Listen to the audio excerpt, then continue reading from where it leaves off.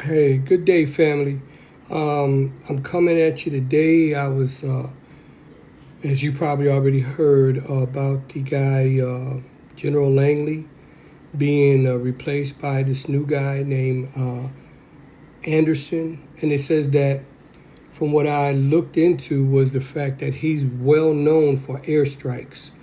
So I guess that's their plan to go forward with airstrike strikes against Ibrahim Traore and the whole Sahel freedom fighters over there, the countries that are uniting for freedom. But I gotta say this here though, the fact that they pushed Langley out of the way says a lot about what his reporting, because if you can remember when we first heard about this guy Langley being selected to go over into Africa and supposed to take the EU and the US's agenda over there, claiming that the region is in danger of rebels and terrorists upsetting the way of life over there. In other words, like the AES, which is Mali, Niger, and Burkina Faso, along with the other neighboring United Nations, needs the U.S.'s help, their protection, and like the U.S. I mean, this is our country, and I love our country. I just can't stand the leadership, and the leadership that's been in place for however many years, because it's a bully. It's like it takes on the attitude of a bully, and that's not how a lot of Americans feel that diplomacy needs to be executed or distributed around the country or the world, right? But it must have been something that, when I think about it, this guy Langley must have really when he went over there, he must have came back with a report that was truly discouraging. And when I say discouraging, I mean it had to be discouraging to the bloodthirsty, money hungry, greedy capitalists of America, as well as over in Europe. The the report that he gave had to have been one. Forgive me for the noise outside here. Had to have been a report that stated what was truth.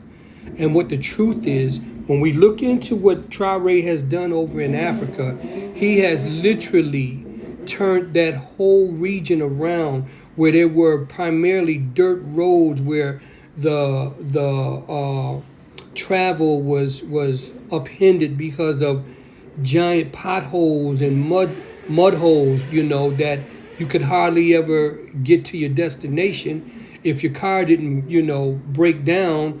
You had potholes and other kind of things that would, damper your travel. And it's like, everything from Traore, building hospitals. He turned down, I believe it was a large amount of money. It was a large amount of money from the Arab nations, and they wanted to bring. I think it was something like, I don't know if it was 200 million, but it was a lot of money, and they wanted to build mosques, right? Muslim mosque, and I believe that Traore is Muslim also. God bless him, and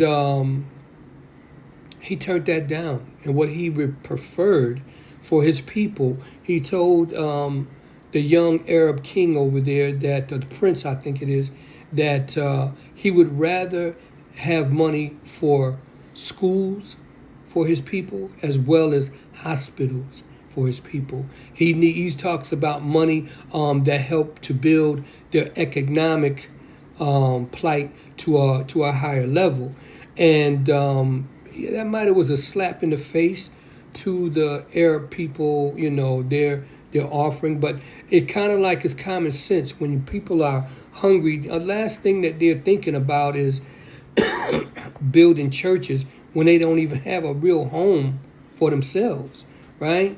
So, yeah, this guy Langley, from what I understand, he came back with a report, and it's like, excuse me, getting over bad flu.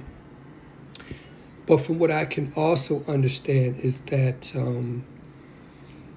it was because of the words that came from people like me and like you and across the globe, our support for what Ibrahim Traore and the other generals are doing over there, and the fact that we didn't appreciate this black man who was picked strategically so that it looks like black on black crime, right? That blacks don't care about blacks, and we're like wild dogs that just attack each other at the littlest whims by the master, right?